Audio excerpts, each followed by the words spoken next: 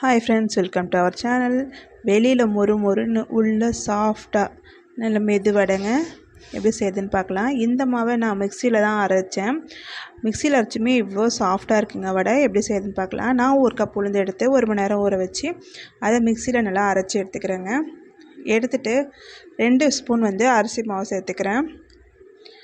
பொடிசாக நறுக்கின வெங்காயம், பச்சை மிளகாய், கருவேப்பிலை, கொத்தமல்லி, 4 மிளகு, உப்பு தேவையான அளவு போட்டுட்டு, இஞ்சி ஒரு துண்டு சின்ன சின்னதாக கட் பண்ணி போட்டுக்கோங்க.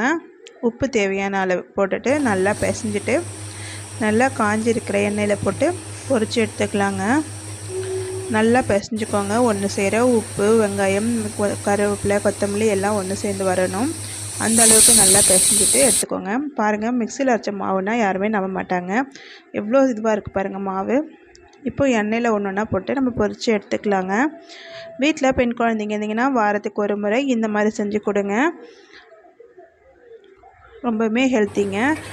நல்லா வெந்ததுக்கப்புறமா திருப்பி போட்டு அது 2 பக்கமும் வேக வச்சு எடுத்துக்கிட்டிங்கன்னா நல்லா வெளியில் மொறு மொறுனும் உள்ள சாஃப்டாகவும் மெதுவடை ரெடிங்க. செஞ்சு பார்த்துட்டு எப்படி இருக்குன்னு கமெண்ட் பண்ணுங்கள். மறக்காமல் நம்ம சேனலை சப்ஸ்கிரைப் பண்ணிக்கோங்க, லைக் பண்ணிக்கோங்க, ஷேர் பண்ணுங்கள், கமெண்ட் பண்ணுங்கள். ஓகே ஃப்ரெண்ட்ஸ், நம்ம அடுத்த வீடியோவில் பார்க்கலாம். மறக்காமல் நம்ம சேனலை சப்ஸ்கிரைப் பண்ணிக்கோங்க.